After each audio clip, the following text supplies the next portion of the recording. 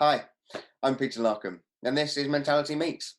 So we've been running Mentality Meets since lockdown began, so that's about 7 weeks ago now. So we have about 14 of these conversations in the bank, and every single one has been different.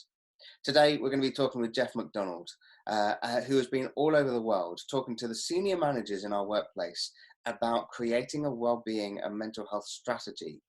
Now, we've got Mental Health Awareness Week coming up next week, and one of Geoff's questions to me was, why do we spend a week focusing on mental health when we spend our entire lives focusing on our health?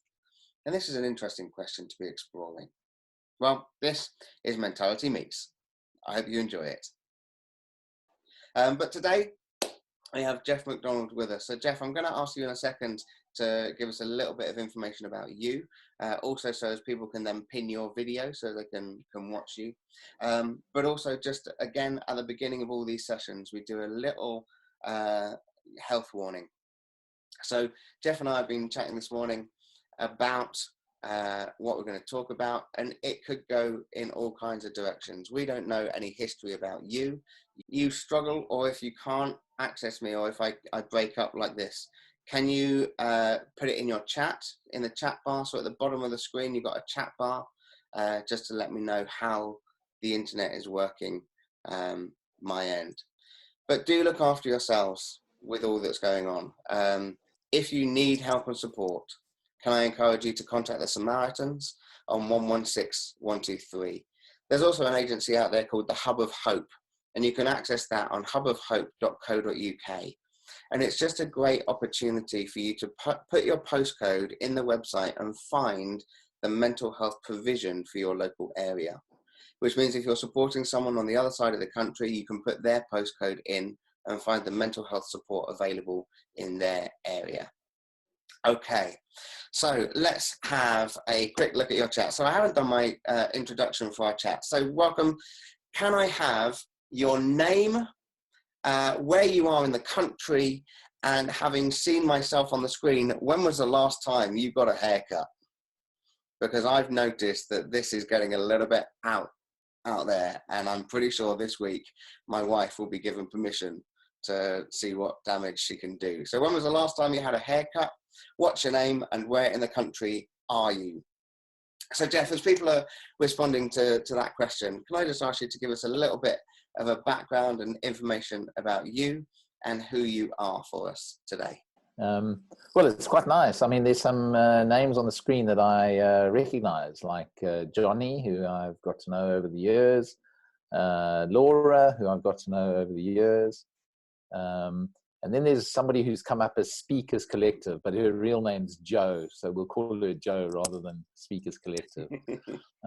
Anyway, for the rest of you, hello and good morning. My name's Geoff McDonald, and I had a 25-year career in Unilever as the culminating in being the global head of HR for all our marketing, communications, and sustainability around the Unilever world. 2008, I had my own lived experience of anxiety, fueled depression, and the only thing that kept me alive during my darkest moments was knowing that I was loved by so many people. And the only way I knew that I was loved was because I was able to talk about my illness. So I was determined at that time not to be burdened by the stigma that is associated with mental ill health in the workplace.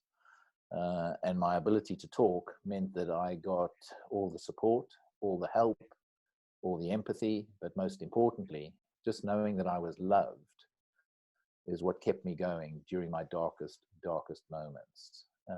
I got better. It took me 3 months to get better. I was doing a very senior job in Unilever at the time.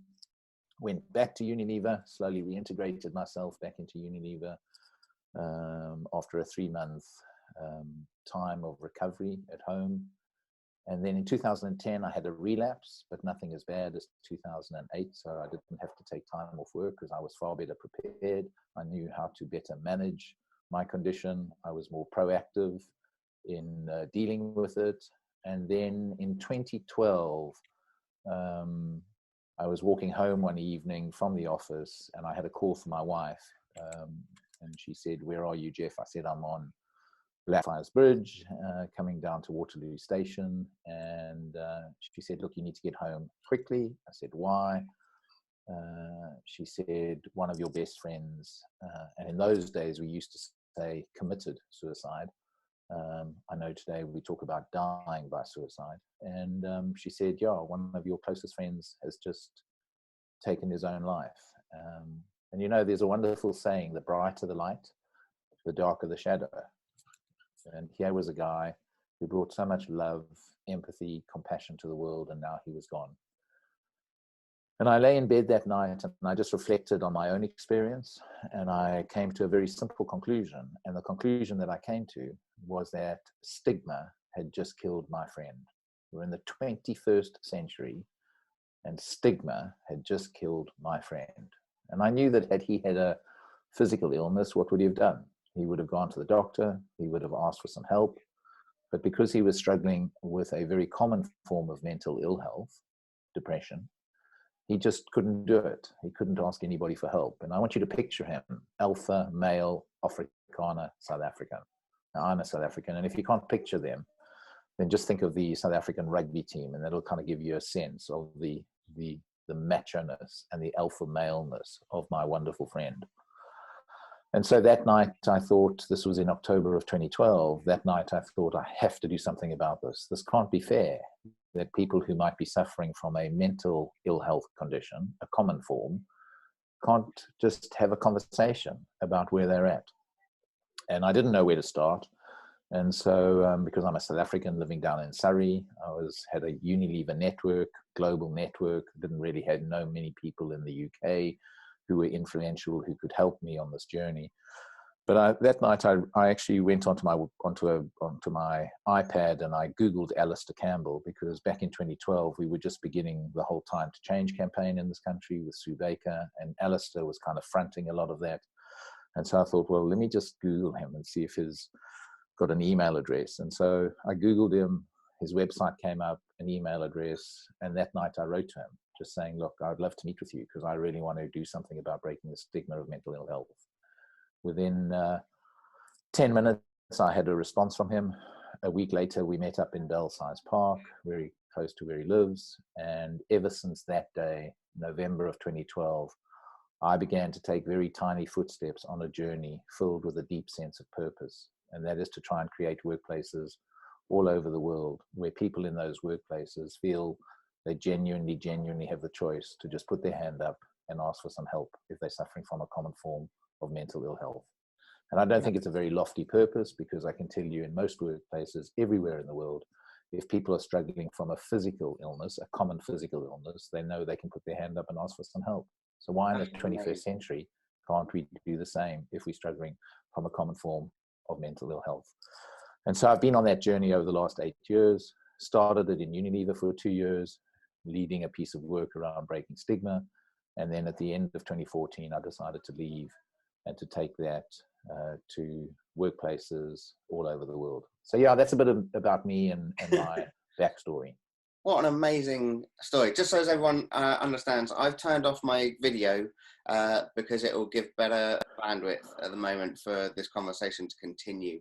So I am still here nodding away, being as attentive as normal. You just can't see me, so I do apologize for that. But what I want to do just quickly is ask a question out to everyone. And I don't want to know where you work, but I do want to know, on a scale of 1 to 10, 1 being rubbish, 10 being amazing, how do you feel your workplace responds to our current mental health situation? Do you feel like you can access support well, not very well, that it's being engaged with, or not? So on a scale of 1 to 10, so we've got Melissa saying 5, Rose saying 8, Carol saying I'm on my own. So I'm hoping, Carol, that means that you're kind of 10 out of 10 and looking after your own well-being. Although saying that as a mental health kind of trainer, I would love to rank myself as 10 out of 10, but I'm not. In all honesty, I'm not. I've really struggled in these last couple of weeks. And putting myself first has actually been a really, really tough process. But Geoff, a question I wanted to kind of come back to you. is we are heading towards Mental Health Awareness Week next week. And your sole mission at the moment is to be promoting mental health to companies and kind of changing it. And something that you said as we were chatting just before this session is that why do we only focus on our mental health for a week? And so I just wanted to ask, how are you able to help companies explore a much more continual mental health journey and support? Yeah, look, I think over the last 6 years, when I left Unilever in 2014, we've clearly seen a greater sense of acceptance to talk about mental health or mental ill health in workplaces. I think we need to be very careful. I think we're still in the foothills around addressing the stigma of mental ill health. I think big companies these days are far more equipped and able to have the resources. But if we were to talk about small, medium-sized enterprises, I think that they are still struggling with how to have this conversation. And, my work is global. And yes, in the UK, we somewhat advanced. But, there are other parts of the world like India and the Philippines and parts of East Asia and Africa where this conversation is still very much under the radar. So I think we've made some progress in opening up the conversation, but we have a long, long way to go. Wow. So earlier you said that stigma had killed your best friend. Do you feel that you had any inclination that was going on for him? None, was it totally out of the blue? none whatsoever. None. I mean, I wasn't with him 2 or 3 days before he died, but some of my other friends who were with him, I mean, they were on the train with him the morning he died. Absolutely no inclination whatsoever. He took his own life that afternoon. Don't know if you remember it, but in 2012, there were about 6 bankers that took their lives over a period of about 3 months in the city. He was one of those. So somebody who was on the train with him that morning, absolutely no inclination that afternoon he was going to die by suicide. Which is just incredible, because it's a statement I come across again and again and again, is when people know someone who has taken their life, the most common statement is, we never saw it coming. And it's not until you look back in hindsight and you're like, well, stuff was going on. We just thought they were able to cope. And so this is going to be a bit of a tough question for everyone out there.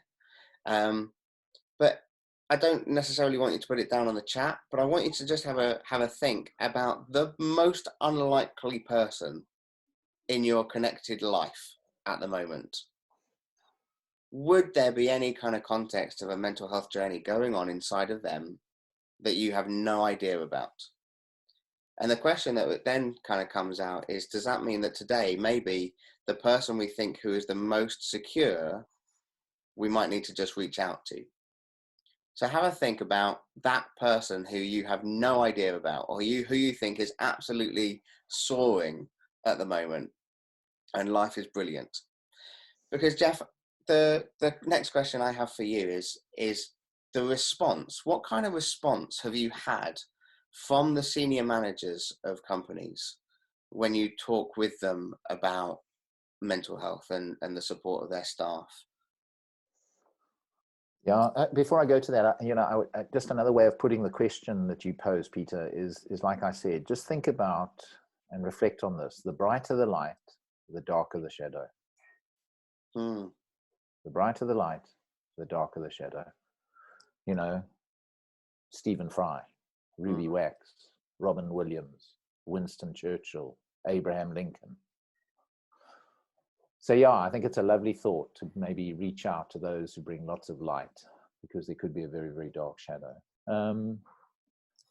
You know, Peter, when I started this journey, I mean, senior people used to say to me, why should we talk about mental health? You know, that's a personal matter and it's not a matter for the business. I think over the last couple of years, and again, I'm talking about just here in the UK, and I'm talking about those sort of more progressive, bigger organizations, I think that conversation has become, please help me in terms of what could we be doing to address stigma. So I think we've moved from the kind of why should we be doing stuff to actually in some of these organizations to what could we be doing, how should we be showing up as leaders, what is our role, how should we be investing in resources to address the stigma of mental ill health in the workplace.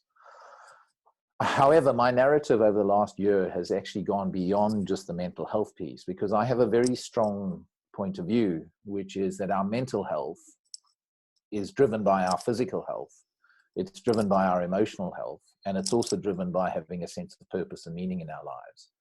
And so I don't think we can kind of just see mental health in isolation. And I think more and more my narrative has been why, you know, if I were to say to you that probably a senior person, a CEO, I say this to CFOs, I say this in boardrooms, say probably the most important driver of individual performance in the organization, team performance, this executive team, probably the most important driver is the energy of your people. When your people are energized, when they are passionate, they can perform. And you know where they get their energy from? They get their energy from being healthy. You know, when we are unhealthy, we don't have any energy. But when we are healthy, we are energized. And when we are energized, we perform at our best. And so my challenge to organizations more and more has been, if you accept that energy is probably the most important driver of individual team and organization performance, why is it not a strategic priority in your business? Why not? Every other strategic priority is about driving the performance of your organization. So why haven't you got health as a strategic priority? And tell me, why do you spend millions in health and safety, but it all goes to safety? Why doesn't it go to enhancing the health of your people? And I know you've done work at a physical level to help people with physical health, but why aren't you also doing stuff and investing in resources to keep people emotionally healthy, mentally healthy? And by the way, has this organization got a sense of purpose? Is it just about making as much money as it can? And so what is the purpose of your organization, where people coming to work feel like that sense of purpose is greater than just making money, which has a huge impact on positive mental health. You know, look at Viktor Frankl and all the teachings that we got around the power of purpose as keeping people alive and healthy, even in the darkest of situations. And so, yes, I mean, I think that, you know, companies are beginning to kind of, you know, look at ways in which they can reduce the stigma. And I really do think that's got to be the starting point, because we can't have health as a strategic priority and talk about it in its holistic way if we can't talk about our mental and emotional health. And that is the starting point. But I want us to go bigger, and I want us to start investing in the health of our people as a strategic priority. And if ever you needed a business case, COVID-19 is the most powerful business case I could have ever asked for. Because with the world unhealthy, look what's happened. Yes. I think that's a fascinating process, because we are in a like we keep on saying, an unprecedented time out there. So, okay, another question going out to the floor. What are you doing at the moment to keep you healthy? Okay. We all know that I'm a fantastic runner. And I love it more than anything I've ever come across before. And if you know me, that's totally not true. But I mean, talking about physical health, emotional health, what are we doing to keep ourselves emotionally healthy, physically healthy, diet? Are we taking into consideration our own physical health during this time? And if so, what are you doing? Share some top tips of how you're staying healthy at the moment.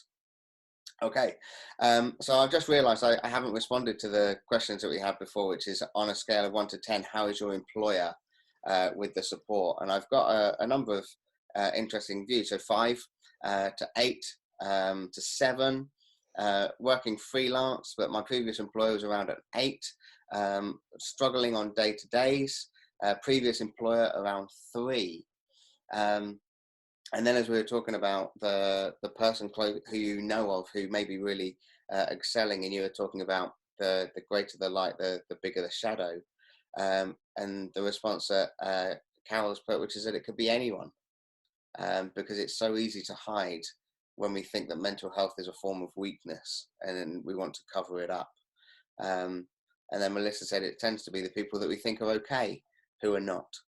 And so things that people are doing to help them stay healthy are walking and cycling, regular meditation, the Speakers Collective meetings on a Monday and a Thursday. They really do keep me going. Meditate, stretch, walk the dog, be kind to yourself. I've really found that stretching really helps at the end of the day, especially before I go to bed. Daily walking, connected calls. So staying connected with people, doing breathing exercises, spending time outside, fresh food, clearing clutter from the house. Oh, I need to do that. My house is a mess at the moment. Danny says boxing. How do you do boxing at a social distancing process? Do you have extra long gloves? That's my question. So boxing, meditating, eating well. There's loads of stuff coming out here. This is brilliant. Running every morning. So morning rituals, journaling. I really think journaling is a good idea. Okay, to be writing down how you're feeling throughout the day. Nature. And the flowers, and Johnny says loving the flowers behind you, Geoff. Are they real flowers? That's the question. They're real flowers. They are real flowers. Amazing. Horses, gratitude, the list goes on. And boxing with the housemate, so you're already in isolation together. That makes more sense. Okay, brilliant. So we are coming to the end of our time together. We have 5 minutes before the end of our time together. So Geoff, I just want to ask, are there any final thoughts that you have for us as a group of individuals who, or how can we begin to challenge the stigmas, how we can engage our workplace and begin to change the culture of mental health within the place that we work? Wow, that's a big question, Peter. That's a very big question. And I probably would need a good 90 minutes to help you answer that question. Can I just leave you all with because I'll come back to it, but I also want to leave you with a little acronym, which is wonderful for me in looking after my overall health and well-being. And it's called CAN DO. You might want to write it down. CANDO, CAN DO.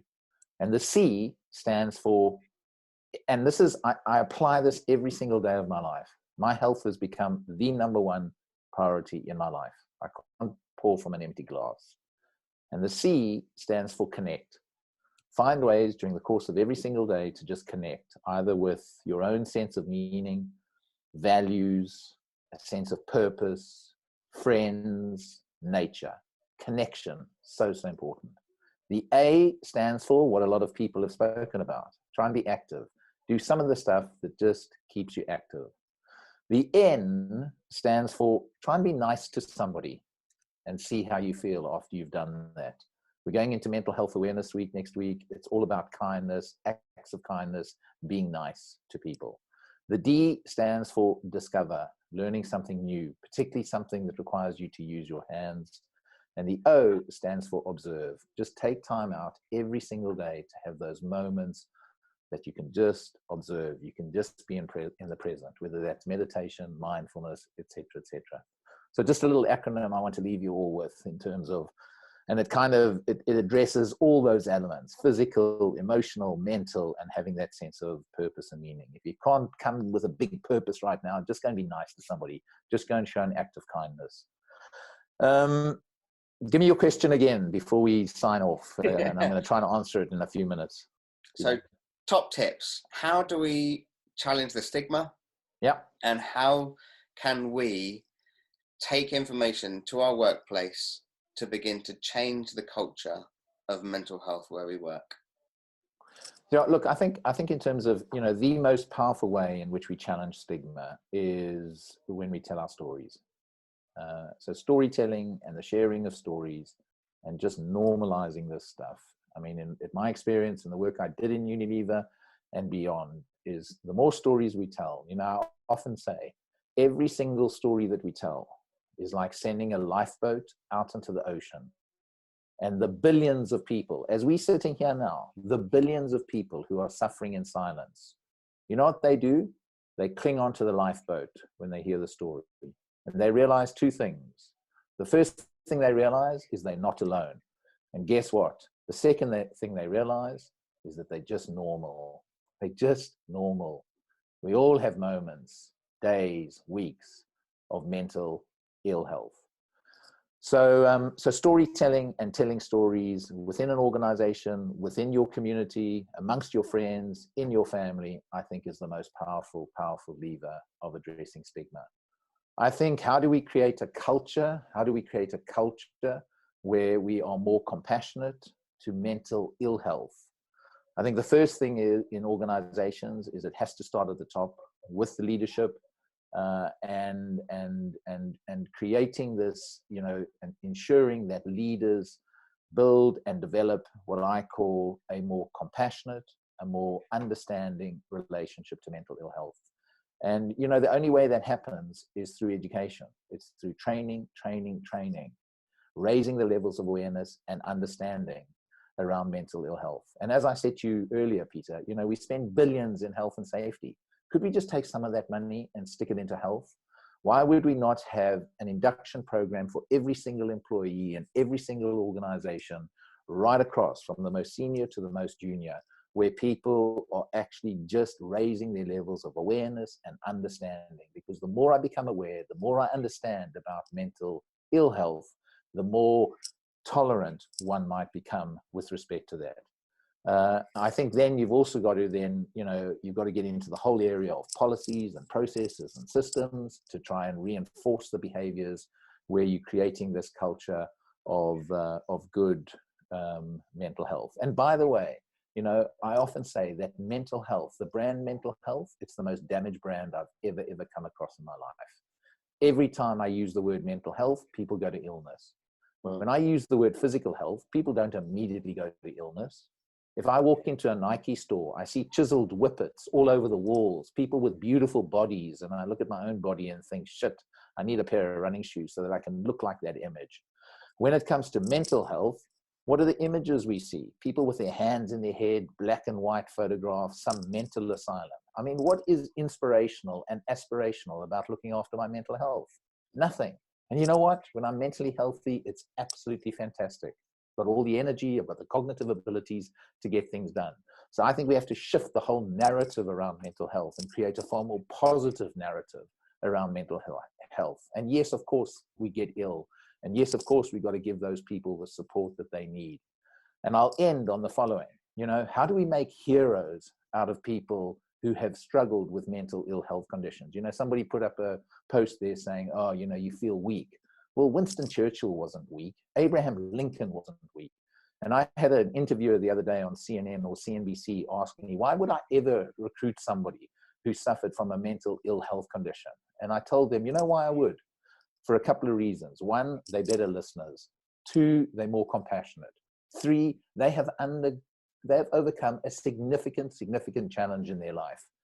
Do you know what? I would love to have those sorts of human beings leading workplaces today, truly human, truly compassionate, truly understanding, than some of the narcissistic bullies that I see in workplaces today. So bring it on, those people who might have struggled from mental ill health in the past. Now that is an ending to a Mentality Meets. Ladies and gentlemen, we are at our time together. I'm kind of hoping that I am now back and you can see me. But I just want to say, Geoff, thank you so much for your time. We have gone over by 2 minutes, so I apologise if you do need to head away. Thank you so much for your time today. This has been Mentality Meets. Geoff McDonald, I'm Peter Larkum. Take care. God bless. Bye-bye now.